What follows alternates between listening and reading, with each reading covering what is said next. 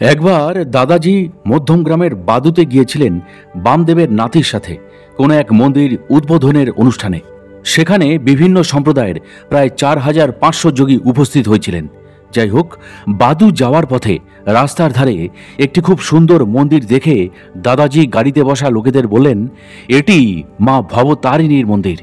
দাদাজির পাশে বসা তার মাসির মেয়ে জিজ্ঞাসা করল, তুই কি করে জানলি এটি ভবতারিণীর মন্দির? তুই বলে দিলেই হবে ওটা মা ভবতারিণীর মন্দির। দাদাজি কোনো কথা না বলে চুপ করে যান। অনুষ্ঠানের জায়গায় পৌঁছে কিছুক্ষণ এদিক সেদিক দেখে দাদাজির ইচ্ছা হলো আশেপাশের অঞ্চল ঘুরে দেখার।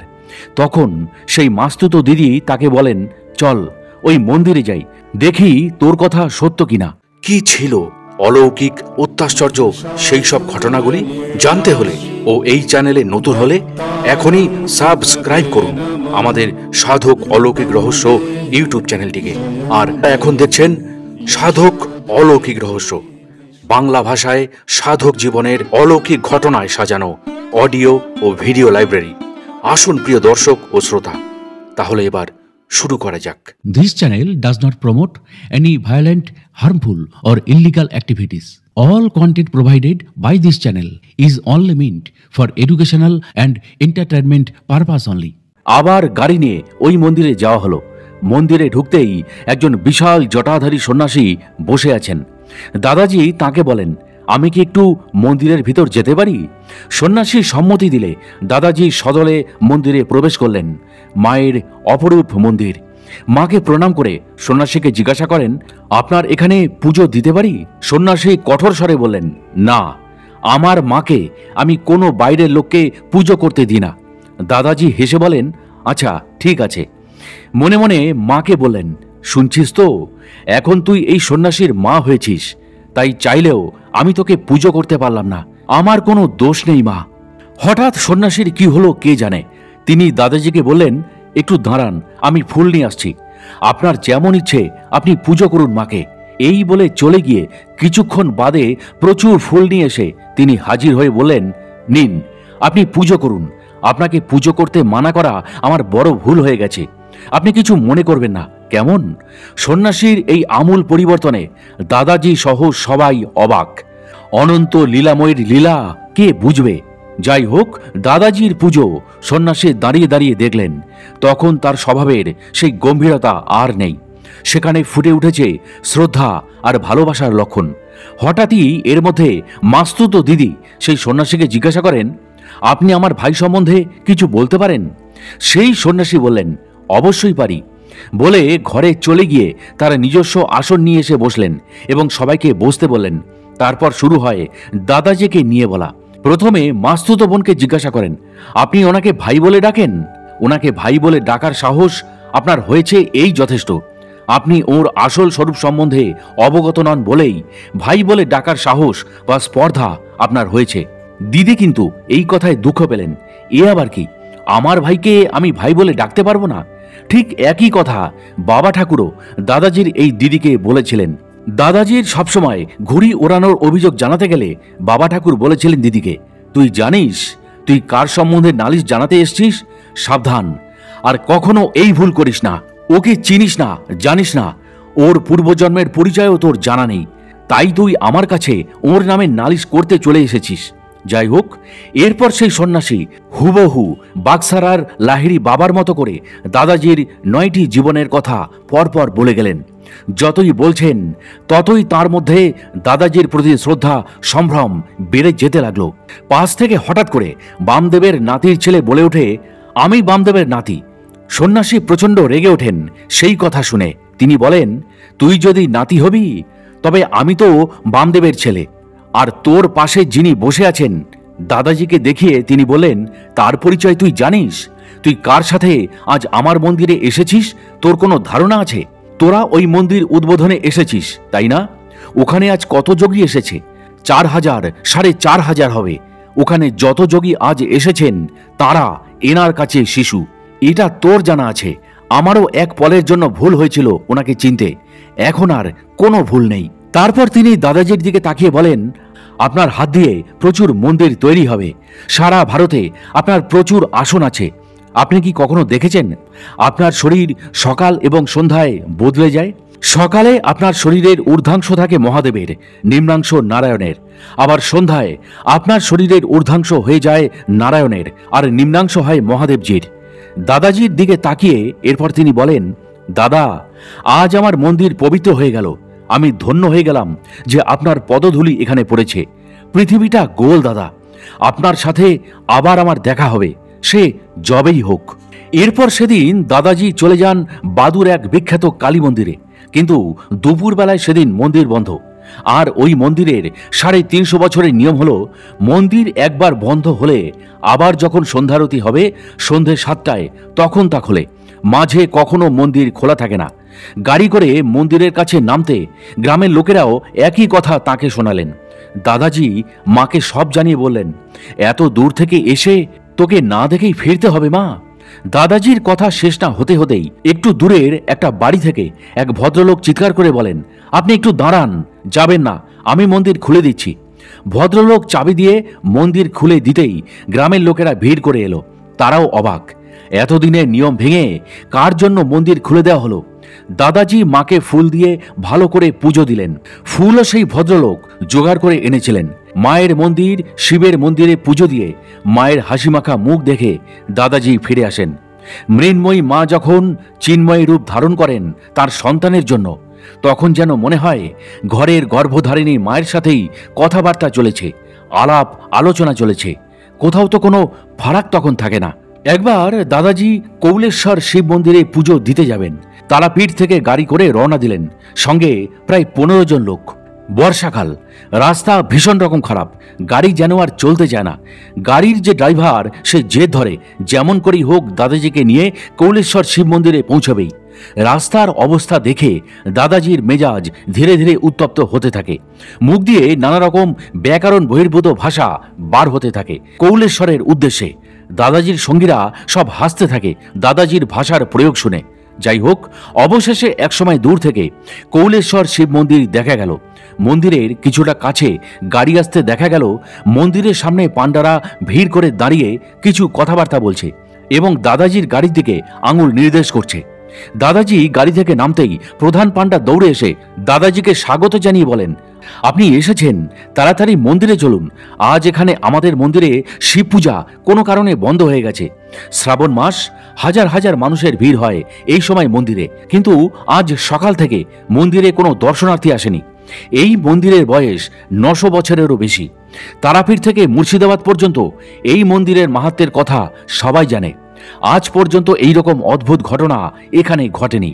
আমাদের পূজারী ও পাণ্ডাদের মধ্যে সকাল থেকে এই বিচিত্র ঘটনা নিয়ে আলোচনা চলছে, কিন্তু আমরা বুঝতে পারছি না কার জন্য আজ মহাদেব তার পুজো বন্ধ রেখেছেন, কার কাছ থেকে তিনি আজ প্রথম পুজো নেবেন বলে এই লীলা রচনা করেছেন।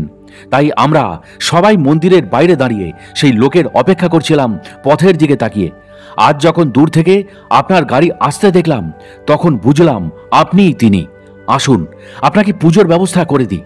আপনার পুজো মহাদেব আজ নেবেন, তাই আপনি নিজের হাতেই তাঁর পুজো করুন। বলতে বলতে মন্দিরের প্রবেশদ্বার পাণ্ডারা বন্ধ করে দিলেন। প্রায় ঘণ্টাখানেক ধরে চলল মহাদেবের পুজো। কৃপাময় আশুতোষ তার ভালোবাসার জনের জন্য পুজোর সব ব্যবস্থা নিজেই করে রেখেছেন।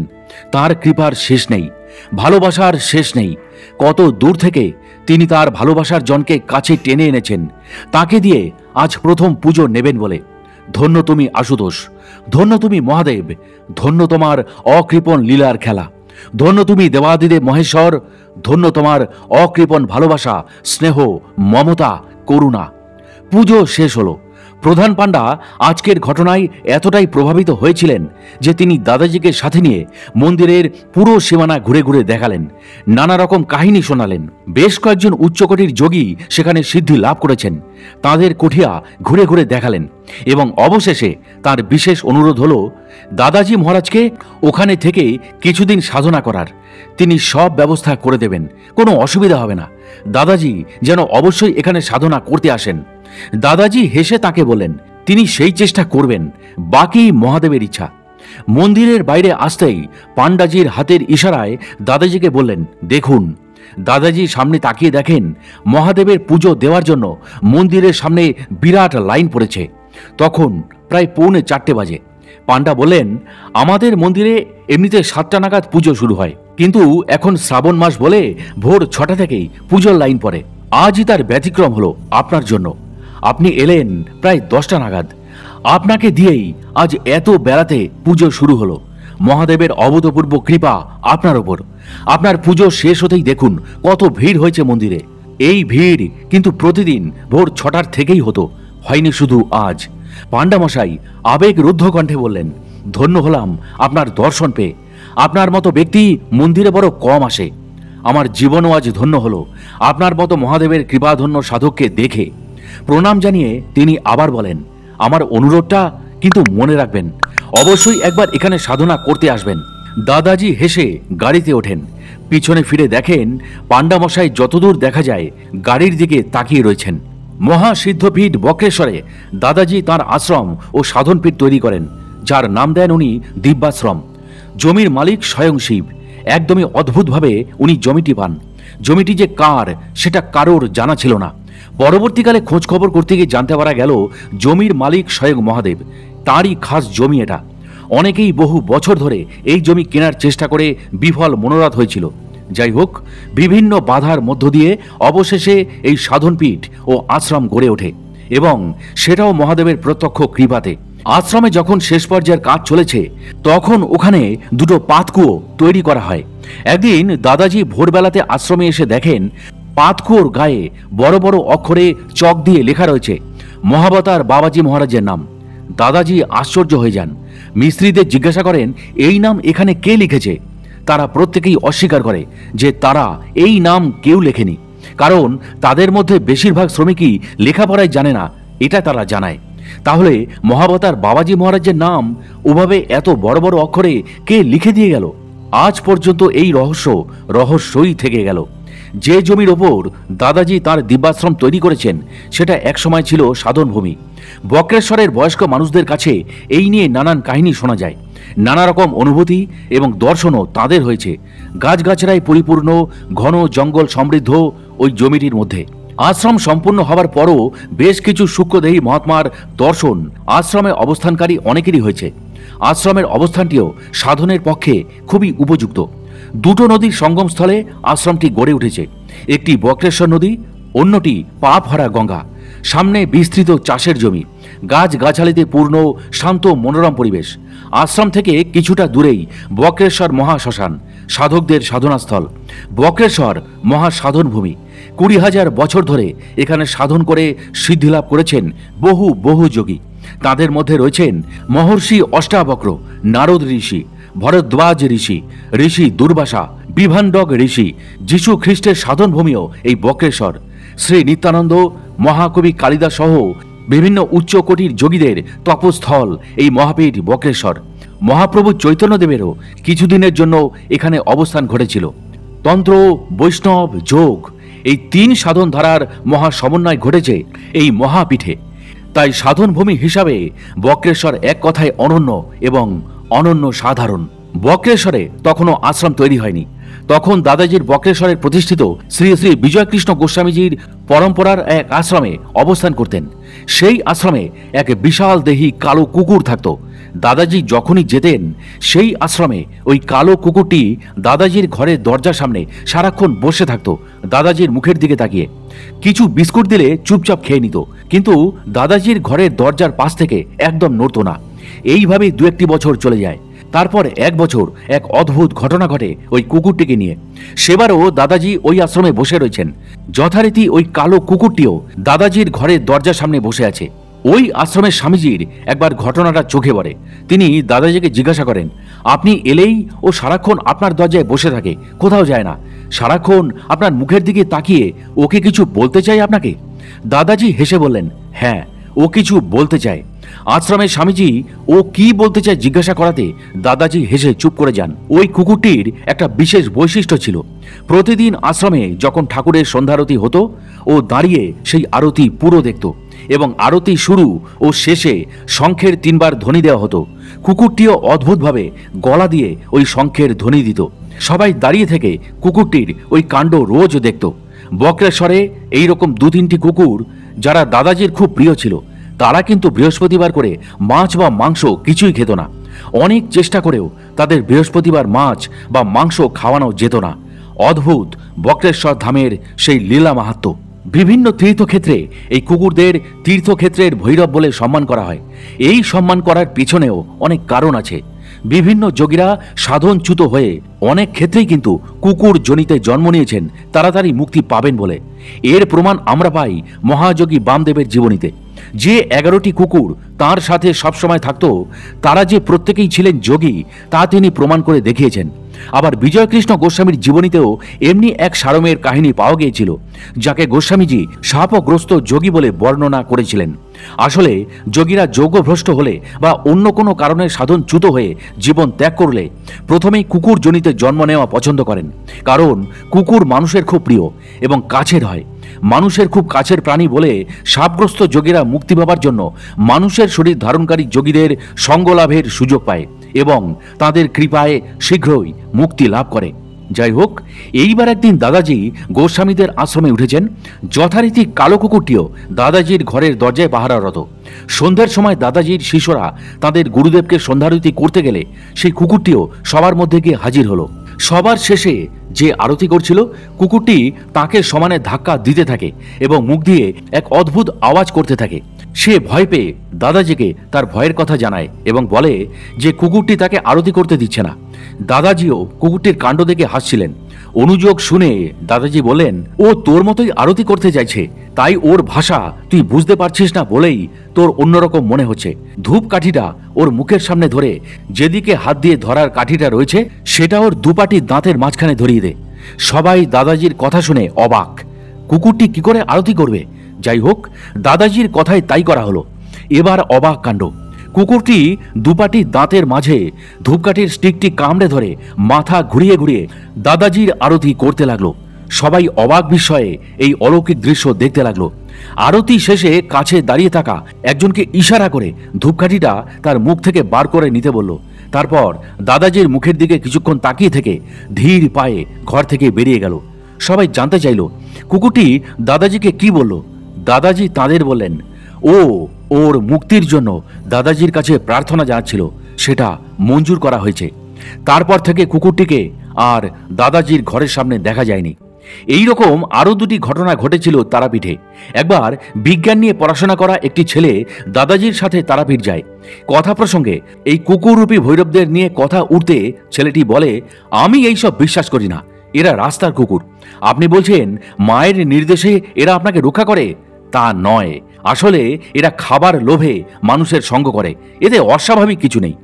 আসলে একটি সাদা রঙের কুকুর রোজ মন্দির যাবার সময় দাদাজির সঙ্গী হতো এবং পুজো না হওয়া পর্যন্ত দাঁড়িয়ে থেকে দাদাজিকে পুজো শেষে হোটেলে রোজ পৌঁছে দিত। এই সাদা কুকুরটির প্রসঙ্গে দাদাজি কিছু ভালো ভালো কথা বলাতেই সেই ছেলেটির বিজ্ঞান মনস্ক মন প্রতিবাদ করে ওঠে। যাই হোক, পরদিন যথারীতি দাদাজি পুজো দিতে যাবার সময় ছেলেটিকে বললেন, চল, আজ তোকে আমি প্রমাণ করাবো যে এই কুকুরটি মায়ের নির্দেশেই আমার সাথে থাকে। ছেলেটিও রাজি হয়। যথারীতি মাঝপথে কুকুরটি দাদাজির সঙ্গী হয়। দাদাজি মায়ের মন্দিরে পুজো করে এসে ছেলেটিকে বললেন, আজ আমি নদীর জল পেরিয়ে অন্য পথে হোটেল যাব, দেখবি কুকুরটি আমার সাথেও যাবে। ছেলেটি হেসে বলল, যার কথা বলছেন সে কোথায়? তার তো দেখা নেই, অর্থাৎ ওই কুকুরটির তো দেখা নেই। দাদাজি কোনো কথা না বলে মায়ের মন্দিরের উল্টো দিকে নদীর দিকে চলতে শুরু করলেন। ছেলেটিও সাথে রইল। একটু বাদে বাদেই সে জিজ্ঞাসা করতে থাকে, কোথায় আপনার রক্ষী? নদীর জলে নেমে অর্ধেক পথ যাবার পর দাদাজি ছেলেটিকে বলেন, এবার পিছন ফিরে দেখ। ছেলেটি আশ্চর্য হয়ে দেখল সেই সাদা কুকুরটি নদীর জলে সাঁতার কেটে কেটে দাদাজির পিছন পিছন ঠিক আসছে। কুকুরটি কোথায় ছিল? কি করে জানলো দাদাজি আজ নদী পেরিয়ে হোটেলে ফিরবেন? এই নিয়ে ছেলেটির মনে নানা প্রশ্ন উঠতে থাকে, কিন্তু তখনও ওর অনেক কিছু দেখা বাকি ছিল। দাদাজি নদী থেকে উঠে একটা আদিবাসী পল্লীর মধ্য দিয়ে অচেনা পথে যাওয়া শুরু করলেন। পথের মাঝে কারোর সাথে দেখা হলে হোটেলে যাওয়া রাস্তাটা জেনে নিচ্ছেন। পেছনে কুকুরটি কিন্তু ঠিক রয়েছে। পল্লীর মধ্য দিয়ে কিছু দূর আসার পর বেশ কিছু কুকুর হঠাৎ সেই সাদা কুকুরটিকে আক্রমণ করে, যেমনটি হয় আর কি। এক পাড়ার কুকুর অন্য পাড়াতে গেলেই অন্য পাড়ার কুকুররা তেড়ে আসে, তেমনটাই ঘটল। তখন সামান্য ঝড় বৃষ্টি শুরু হয়েছে। বৃষ্টির জন্য দাদাজিরা একটি বাড়ির লিন্টনের নিচে আশ্রয় নিলেন। এরই মধ্যে শুরু হলো তুমুল লড়াই। প্রায় 5-6টা কুকুর মিলে সাদা কুকুরটির দিকে তেড়ে এসে মারামারি কামড়াকামড়ি শুরু করে দিল। একা সাদা কুকুরটি সেই 5-6টা কুকুরকে বিপুল বিক্রমে পরাজিত করলো। তারপর বাকি কুকুরগুলি পালিয়ে গেলে সে আবার দাদাজির পাশে এসে দাঁড়ালো। ছেলেটিও অবাক চোখে সবই দেখছিল। বৃষ্টি থামতেই দাদাজি রওনা দিতেই কুকুরটিও দাদাজির সঙ্গী হলো। অবশেষে হোটেলের দোরগোড়ায় পৌঁছে দিয়ে কুকুরটি ধীর পায়ে আবার তার গন্তব্যের দিকে রওনা দিতেই দাদাজি দৌড়ে গিয়ে একটা দোকান থেকে এক প্যাকেট বিস্কুট এনে কুকুরটির মুখের সামনে দিয়ে বলেন, তুমি তোমার কর্তব্য করেছো, এবার আমি আমারটা করছি, এই বিস্কুটগুলো খেয়ে নাও। কুকুরটি অদ্ভুত ভালোবাসার চোখ দিয়ে দাদাজিকে একবার দেখে বিস্কুটের প্যাকেটটি মুখে নিয়ে চলে গেল। দাদাজি এবার ছেলেটির দিকে তাকে জিজ্ঞাসা করলেন, এবার কি বুঝলি? ছেলেটি জবাব দেয়, সব আমার বোঝার বাইরে, আমি নতমস্তকে আপনার কথা মেনে নিচ্ছি, আমায় ক্ষমা করুন। এই ছেলেটির সাথে বক্রেশ্বরেও সেবার খুব মজা হয়েছিল। বক্রেশ্বর মন্দিরে দাদাজি শিব পুজো দিতে যাবেন, ছেলেটিও পিছু নিল। মন্দিরে পৌঁছে পান্ডার সাহায্যে দাদাজি শিব পুজো শেষ করলেন। শিব পুজো শেষে বক্রেশ্বর লিঙ্গের পাশে ছোট শিবলিঙ্গটি পুজো করবেন বলে কিছু বেলপাতা সেই শিবলিঙ্গের মাথায় দিয়ে দাদাজি পুজো করেন। পুজো শেষে শিবলিঙ্গকে প্রণাম করার সময় দাদাজির হাতে একটা বেলপাতা চেটোতে আটকে উঠে আসে। দাদাজি ছেলেটিকে বলেন, দেখো, এটা মহাদেবের আশীর্বাদ। ছেলেটির মধ্যে আবার কিন্তু আগেকার বিজ্ঞান মনস্ক মনোভাব ফুটে ওঠে। সে বলে, এতে অস্বাভাবিক কি আছে? শিবের মাথায় জল ছিল, বেলপাতাটিও ভেজা, সেটা আপনার হাতের চাপে আপনার হাতের চেটোতে আটকে উঠে এসছে, এতে অলৌকিক তো কিছু নেই। দাদাজি বুঝতে পারলেন তারাপীঠের শিক্ষা তার পূর্ণ হয়নি। দাদাজি তাকে বললেন, আচ্ছা, তোর এই রকম মনে হলো, তাহলে তুই একবার করে দেখ, দেখি তোর হাতে কেমন বেলপাতা উঠে আসে। ছেলেটি হ্যাঁ হ্যাঁ নিশ্চয়ই বলে সেই ছোট শিবলিঙ্গের মাথায় জল চড়িয়ে পান্ডার হাত থেকে বেলপাতা নিয়ে শিবলিঙ্গের মাথায় দিয়ে বেশ কিছুক্ষণ হাত দিয়ে চেপে ধরে হাতটা উঠিয়ে আনে। কিন্তু কই, বেলপাতা তো নেই। ছেলেটি আবারও চেষ্টা করে, এবারও হলো না। এইভাবে বারবার করতে করতে প্রায় 20 বার হয়ে গেল, কিন্তু কিছুতেই বেলপাতা তার হাতের চেটোয় উঠে এলো না। ছেলেটি ক্লান্ত হয়ে দাদাজির দিকে তাকিয়ে দেখল তিনি হাসছেন, পাশে তার পান্ডাও হাসছে। পান্ডা ছেলেটিকে জিজ্ঞাসা করলো, কি হলো, বেলপাতা এলো না? সেই একই ভেজা বেলপাতাই তো আমি আপনাকে দিলাম, এতবার চেষ্টা করেও কিছুই করতে পারলেন না। ছেলেটির মুখ তখন করুণ হয়ে ওঠে। পান্ডা আবার বলতে থাকে, আপনি দাদাজির সাথে এসেছেন, আর এত অবিশ্বাসী মন আপনার। আধ্যাত্মিক জগৎটা খেলার বস্তু নয়। দাদাজির কাছে যা সম্ভব তা আপনাকে দিয়ে হবে, আপনি ভাবলেন কি করে? আমাদের মহাদেব অত্যন্ত জাগ্রত, তার কৃপা পেতে গেলে আগে তাকে ভালোবাসতে হয়, শ্রদ্ধা করতে হয়। এসবের ধার কাছ দিয়ে না গিয়ে আপনি গেলেন দাদাজিকে চ্যালেঞ্জ করতে। এবার কেমন হলো? যান, মহাদেবকে প্রণাম করুন আর দাদাজির কাছে ক্ষমা চেয়ে নিন। ছেলেটি দাদাজির দিকে তাকাতেই দাদাজি তাকে স্নেহের সুরে বলেন, বিশ্বাস বিরাট বস্তু। তারাপীঠের সাদা কুকুরের ঘটনায় তোর শিক্ষা পূর্ণ হয়নি, কোথাও বোধহয় কিছু অবিশ্বাস ছিল। এবার বক্রেশ্বরে এসে সেটা পূর্ণ হলো, কি বলিস? ছেলেটি অনুশোচনা করে যেতেই দাদাজি তাকে জড়িয়ে ধরে বলেন, বিশ্বাস রাখ, বিশ্বাসে সব হয়। তোরা আজকালকার ছেলেমেয়েরা নিজেদেরই বিশ্বাস করতে পারিস না, তো ঈশ্বরকে কি বিশ্বাস করবি? স্রষ্টাকে অস্বীকার করা মানে তো নিজের অস্তিত্বকে অস্বীকার করা। তখন কোথায় থাকবে তোদের যুক্তির ভাষা? তারাপীঠে লক্ষ্মী পুজোর দিন মাকে মন্দিরের বাইরে এনে একটি বিশেষ জায়গায় এনে রাখা হয়। সেখানেই সমস্ত দর্শনার্থী ও ভক্তরা মায়ের দর্শন করে এবং পুজো দেয়। এইরকম একটা দিনে দাদাজি কয়েকজনকে সাথে নিয়ে মায়ের মন্দিরে পৌঁছালেন পুজো দিতে। প্রচণ্ড ভিড়। অনেকক্ষণ লাইনে দাঁড়িয়ে যখন মায়ের কাছে পৌঁছালেন তখন ঘটল এক অবাক কাণ্ড। হঠাৎ পান্ডারা মা রেগে গেছেন, মা রেগে গেছেন বলে চিৎকার করে উঠে সবাই ওখান থেকে পালিয়ে গেল। ওদের চোখে মুখে তখন ভয়ের ছাপ স্পষ্ট। ওদের দেখা দেখি সব দর্শনার্থীরাও ভয়ে ছত্রভঙ্গ হয়ে পালিয়ে গেল। দাদাজি এবং তার সাথে আসা 4 জন সঙ্গী শুধু মায়ের সামনে দাঁড়িয়ে। দাদাজির পান্ডার চোখে মুখেও ভয়ের চিহ্ন স্পষ্ট। সে শুধু ভীত গলায় বলল, দাদা, আপনার মায়ের পুজো আজ আপনি নিজেই করুন বলে সে পাশে দাঁড়িয়ে গেল। দাদাজিও পুরো ঘটনায় হতচকিত। মন্দির পুরো ফাঁকা। দাদাজি ফুলমালা নিয়ে ধীর পায়ে মায়ের দিকে এগোলেন। মাকে প্রণাম করে মায়ের গলায় জবা ফুলের মালা পরিয়ে দিতেই ঘটে গেল এক অঘটন। যেমনি মায়ের গলায় মালা পরিয়েছেন দাদাজি, হঠাৎ কি ঘটল? দাদাজির মনে হলো তার পায়ের নিচ থেকে কিছু সরে গেল, আর সাথে সাথে নিজেকে পড়ে যাবার হাত থেকে বাঁচাতে তিনি মায়ের গলা জড়িয়ে ধরলেন। দেখা গেল দাদাজি মায়ের গলা জড়িয়ে ধরে ঝুলছেন। যেমন শিশুরা তাদের মায়ের কোলে আদর খাওয়ার জন্য ঝুলে থাকে, ঠিক তেমনি দাদাজি ঝুলে আছেন আর পেছন থেকে হাসির আওয়াজ আসছে। দাদাজি ব্যাপারটা কি দেখার জন্য কোনো মতে মুখ ঘুরিয়ে দেখেন তার পান্ডা এবং বাকি কিছু পান্ডা ফিরে এসে এই দৃশ্য দেখে হো হো করে হাসছে। দাদাজি তার পান্ডার দিকে তাকিয়ে বললেন, তোমরা হাসছো কি? আমাকে নামাও। এরপর দুজন পান্ডা এসে দাদাজিকে নামতে সাহায্য করলো। দাদাজি মায়ের গলা ছেড়ে নেমে এসে পান্ডাদের জিজ্ঞাসা করলেন, তোমরা হাসছিলে কেন? দাদাজির নিজের পান্ডা জবাব দেয়, কি বলছেন দাদা, হাসবো না? এমন দৃশ্য দেখার সৌভাগ্য কজনের হয়? এই যে অকল্পনীয় দৃশ্য, মা ছেলেকে কোলে নিয়ে আদর করছেন, এই দৃশ্য আজ পর্যন্ত কজন দেখেছে? দেখলেন না, মা এই কাণ্ডটা করবেন বলেই কেমন ভয় দেখিয়ে আমাদের মন্দির থেকে সরিয়ে দিলেন। দাদাজি জিজ্ঞাসা করলেন, তোমরা বুঝলে কি করে যে মা রেগে গেছেন? পান্ডা বলল, দাদা, আমরা আজ এত বছর ধরে মায়ের সেবা করে আসছি, মায়ের প্রতিটি ভাবের সঙ্গে আমাদের পরিচয় আছে, আমরা বুঝবো না? যাই হোক, পান্ডারা জিজ্ঞাসা করলো, তা আপনি মায়ের গলায় ঝুলে গেলেন কিভাবে? দাদাজি বললেন, আরে আমি ঝুলবো কেন, আমি তো মায়ের গলায় মালা পরাতে গেছি। মা অনেক উঁচুতে বসে আছেন বলে নিচে যে ফুল বেলপাতার স্তূপ ছিল তার উপর দাঁড়িয়ে আমি মায়ের গলায় মালা দিয়েছি। অমনি দেখি সেই ফুল বেলপাতার স্তূপ আমার পায়ের নিচ থেকে কেমন যেন সরে গেল, আমি মায়ের গলা জড়িয়ে ধরে ঝুলছি। পান্ডারা বলল, সে কি, এত ফুল বেলপাতার স্তূপ সরে গেল কি করে? দাদাজি বললেন, প্রশ্নটি তো আমারও। দাদাজির পান্ডা তখন বলল, সব মায়ের লীলা। আজ দাদাজিকে কোলে নিয়ে আদর করবেন বলেই মা প্রথমে আমাদের তাড়িয়ে মন্দির খালি করেছেন, তারপর নিশ্চিন্ত মনে ছেলেকে বুকে জড়িয়ে ধরে আদর করেছেন। আজ যে দৃশ্য মা আমাদের দেখালেন তা তো এক কথায় অবিশ্বাস্য। ধন্য হয়েছে আমরা দাদা, ধন্য হয়েছে আমাদের পান্ডা জীবন। আপনার জন্যই এই দৃশ্য দেখার দুর্লভ সৌভাগ্য আমাদের হয়েছে। আপনি যে মায়ের কত প্রিয় সন্তান সে আমরা বারবারই প্রত্যক্ষ করেছি, আর এই নিয়ে কত আনন্দ করেছি মা আপনাকে ছাড়তে চাইছেন না বলে। দাদাজি, আপনি তো মায়ের সাক্ষাৎ সন্তান, মা আপনাকে কোলে নিয়ে আদর করবেন, এ আর বেশি কথা কি? পান্ডার চোখে চিকচিক করে উঠল আবেগ আর অনুভূতি মেশানো অশ্রু। তারাপীঠে তারামায়ের নানান লীলা দাদাজি মহারাজের সাথে বিভিন্ন সময় ঘটেছে। এইরকমই একটি ঘটনা ঘটেছিল একবার। বামদেবের বাড়ির এক সদস্য একবার দাদাজিকে ধরে বারহারোয়া যাওয়ার জন্য কোন এক ক্রিয়াযোগীর আশ্রম আছে সেখানে তা দেখতে যেতে। দাদাজি রাজি হন, কিন্তু তাকে বলেন, আমি আগে মাকে জিজ্ঞাসা করব, মা বললে তবেই যাব। ঠিক আছে বলে ছেলেটি তখনকার মতো চলে যায়।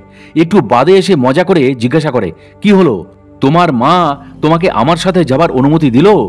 দাদাজি উত্তরে বলেন, না, মা যেতে বারণ করেছে। ছেলেটি উত্তর শুনে অবাক হয়ে বলল, তোমাকে মা যেতে বারণ করেছে? আমি বামদেবের বাড়ির লোক, তাও মা বারণ করছেন?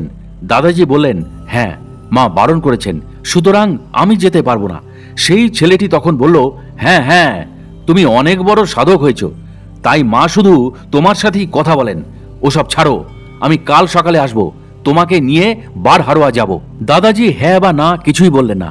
পরদিন ভোরবেলায় ছেলেটি এসে দাদাজির ঘুম ভাঙিয়ে বলল, চলো তৈরি হয়ে নাও।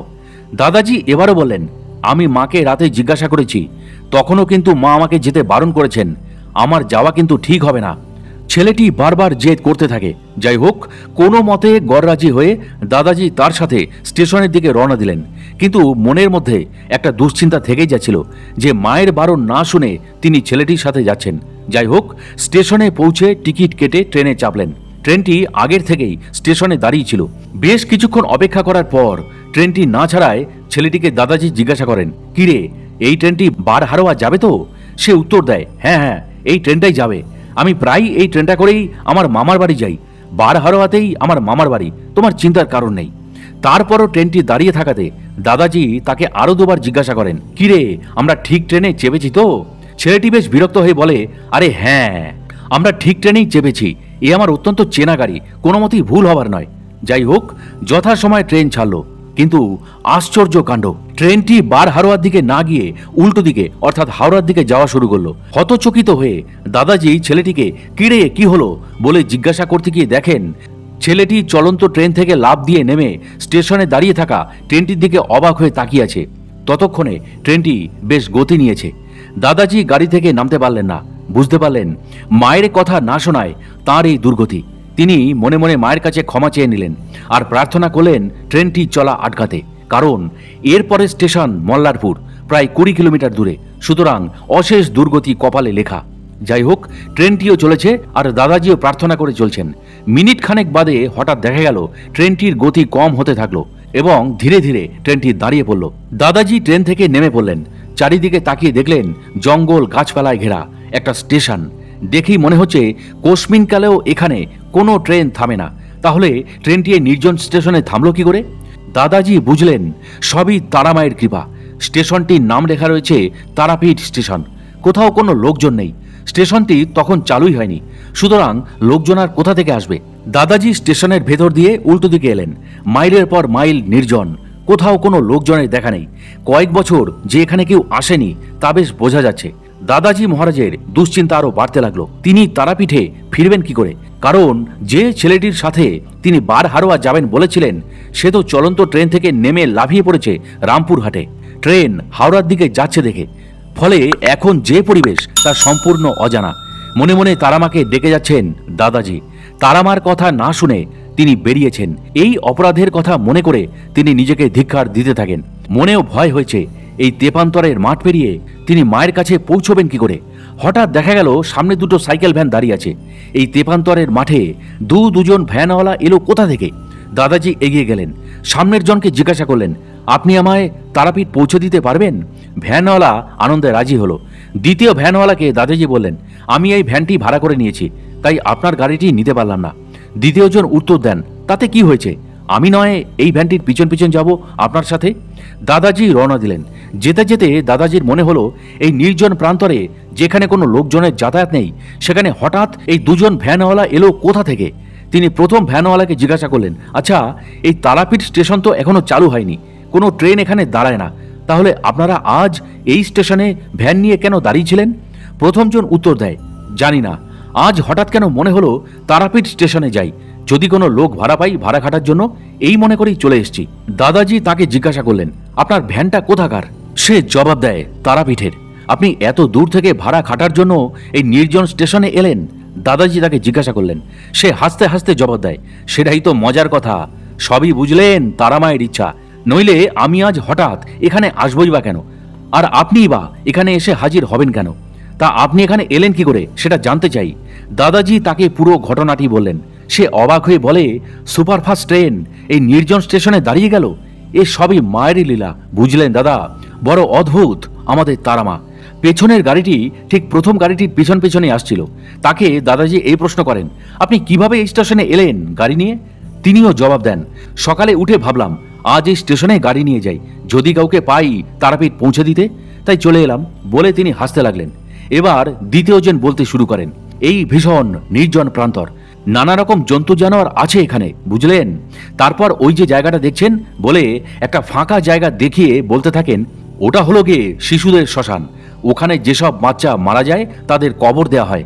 লোকে বলে, বুঝলেন, রাতের বেলায় এখানে ওই বাচ্চাদের আত্মাগুলো কাঁদে, লোকেদের ভয় দেখায়। খুব ভয়ঙ্কর জায়গা ওটা। এখানে কারোর একা একা যাতায়াত করার সাহস হয় না। একে নির্জন স্থান, তার উপর আশেপাশে কেউ কোথাও নেই। তারপর এই শ্মশানের গল্প দাদাজি প্রমাদ গুনতে থাকেন। এরপর আর কি কি কাহিনী শুনতে হবে এই মনে করে। যাই হোক, এরপর আর কোনো কথা হলো না। ধীরে ধীরে দুটো ভ্যানই একটা মোড়ে এসে হাজির হলো। দাদাজি মহারাজ প্রথম ভ্যানওয়ালার গাড়িতে উল্টো করে বসেছিলেন, ফলে দ্বিতীয় ভ্যানওয়ালার সাথেও গল্প করতে পারছিলেন। এবার দুটি ভ্যানই তারাপীঠ যাওয়ার রাস্তা এবং প্রধানমন্ত্রী গ্রাম যোজনা রাস্তার সংযোগস্থলে এলো। তখন পিছন থেকে দ্বিতীয় ভ্যানওয়ালা, ওই দেখুন বামদেবের বাড়ি, এই বলে তিনি বললেন এবং বললেন, দেখতে পাচ্ছেন ওই যে বাড়িটা দেখতে পাচ্ছেন তো, ওটাই হলো সাধক বামাখ্যাবার বাড়ি, বলে ওই দিকে আঙুল নির্দেশ করলেন। দাদাজি বাড়িটিকে দেখবেন বলে ওই দিকে মুখ ঘুরিয়েছেন। পলকের মধ্যে দেখে নিয়ে ভ্যানওয়ালাকে হ্যাঁ দেখছি বলতে গিয়ে অবাক হয়ে দেখেন দ্বিতীয় ভ্যানওয়ালা নেই, গাড়ি শুদ্ধ, ভ্যানওয়ালা একদম অদৃশ্য। দাদাজি প্রথম ভ্যানওয়ালাকে গাড়িটা দাঁড় করাতে বললেন। সে দাঁড়ালে তাকে ব্যাপারটা বলতে সে অবাক হয়ে বলে, এ কি করে সম্ভব? আপনি তো দাদা ওনার সাথে গল্প করতে করতে আসছিলেন, আমি তো আপনার কথা শুনতে শুনতে ভ্যান চালাচ্ছিলাম, তাহলে উনি গেলেন কোথায়? এখানে তো অন্য কোনো রাস্তাও নেই যে অন্য পথে চলে যাবে। তাহলে দাদাজি বলেন, প্রশ্নটা তো আমারও, আমরা সোজা রাস্তা ধরেই এসেছি, চারিদিকে শুধু ক্ষেত আর মাইলের পর মাইল ফাঁকা জায়গা, তাহলে লোকটা পলকের মধ্যে গাড়ি শুদ্ধ গেল কোথায়? প্রথম ভ্যান চালক হতভম্বের মতো দাঁড়িয়ে আছে আর বিড়বিড় করে বলছে, এ তো আশ্চর্য ব্যাপার, এই রকম আমি তো আগে দেখিনি। এতক্ষণ ধরেই তো আমাদের সঙ্গেই ছিলেন, তাহলে গেলেন কোথায়?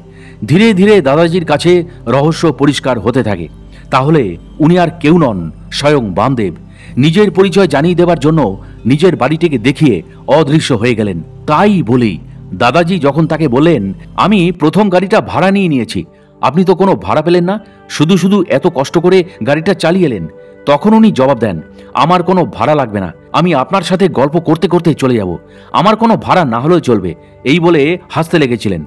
এতক্ষণে সব রহস্য দাদাজি মহারাজের কাছে স্পষ্ট হলো। তাহলে এ সবই তারামা আর বামদেবের কৃপা আর লীলা। তারাই আছে দাদাজিকে বিপদের হাত থেকে বাঁচাতে এই লীলা রচনা করেছেন। মায়ের কৃপায় ট্রেন দাঁড়ালো, আর স্বয়ং বামদেব আমাকে তারাপীঠ সুরক্ষিতভাবে পৌঁছে দিতে নিজে ভ্যানওয়ালা রূপ ধারণ করেছিলেন। এত কষ্ট করেছেন তিনি। দাদাজির অন্তর দুঃখে ভরে উঠল। আজ এই অবাধ্যতার জন্য মা এবং বামদেবকে এত কষ্ট করতে হয়েছে মনে করে। কৃতজ্ঞতায় দাদাজি দুহাত জোর করে তাঁদের উদ্দেশ্যে প্রণাম জানালেন, জানান অন্তরের ভক্তি ও শ্রদ্ধা। তারামা ও বামদেবের লীলা আজও সমানভাবে হয়ে চলেছে। যারা জানবার ও বোঝবার তারাই শুধু জানে আর বোঝে। এইভাবে দাদাজিকে তারামা আরও একবার কামাখ্যাতে রক্ষা করেছিলেন। প্রথমবার যেবার দাদাজি কামাখ্যাতে যান, সেবার দাদাজির ইচ্ছা হয়েছিল কামাখ্যা পাহাড়টা পায়ে হেঁটে ঘুরে বেড়াবার। একলাই একদিন বেরিয়ে গেলেন। অচেনা অজানা পথে হাঁটতে হাঁটতে তিনি এক জায়গায় একটা সিঁড়ি তৈরি রাস্তা দেখতে পান। তিনি সিঁড়ি দিয়ে নামতে শুরু করেন। অনেকক্ষণ ধরে নামার পরও তিনি রাস্তার শেষভাগ দেখতে না পেয়ে মনে মনে ভয় পেয়ে যান। এদিক ওদিক কেউ কোথাও নেই, নির্জন রাস্তা, চারিদিকে জঙ্গল, মাঝে মধ্যে বিভিন্ন পশু পাখির ডাক জায়গাটাকে আরো ভয়াবহ করে তুলেছে। মনে মনে প্রমাদ গুণে তিনি তারামাকে ডাকতে শুরু করেন আর প্রার্থনা করতে থাকেন তাকে এই বিপদ সংকুল জায়গা থেকে বার করার জন্য। অদ্ভুত ব্যাপার, পলকের মধ্যে দাদাজি মায়ের গলার আওয়াজ শুনতে পেলেন। মা বললেন, তোকে এখানে কে আসতে বলেছিল? কিছু যদি হয়ে যেত, ধর আমার হাত, বলে মা আদরের ধমকে সুরে দাদাজির হাত ধরে যেন অতখানি রাস্তা পলকের মধ্যে পার করে দিলেন। দাদাজি মহারাজ সম্বিত ফিরে পেয়ে দেখলেন যে রাস্তায় যেতে তার প্রায় 40 মিনিটের মতো সময় লেগেছিল, তা মাত্র কয়েক পলকের মধ্যে তিনি পার হয়ে উঠে এসেছেন বড় রাস্তার উপর, যেখান থেকে চলা শুরু করেছিলেন। সত্যি মায়ের লীলা বিচিত্র, সবকিছু বোঝার বাইরে, জানার বাইরে। বিশ্ব জননী তারা মায়ের লীলা। প্রিয় দর্শক ও শ্রোতা, আজকের এই কাহিনীটি আপনাদের কাছে কেমন লাগলো তা অবশ্যই আমাকে কমেন্ট ও লাইক দিয়ে জানাবেন। এবং এই ধরনের কাহিনী নিয়মিত যদি পেতে চান, তবে অবশ্যই আমাদের সাধক অলৌকিক রহস্য ইউটিউব চ্যানেলটি একটুও মনে দ্বিধা না রেখে বা সময় নষ্ট না করে এখনই সাবস্ক্রাইব করে ফেলুন এবং পাশের বেল আইকনটিও অল করে দিতে ভুলবেন না। তাহলে আজকের মতো বিদায় নিচ্ছি। খুব শীঘ্রই ফিরে আসছি কোনো মহাত্মা যোগী পুরুষের অলৌকিক জীবন কথাকে নিয়ে।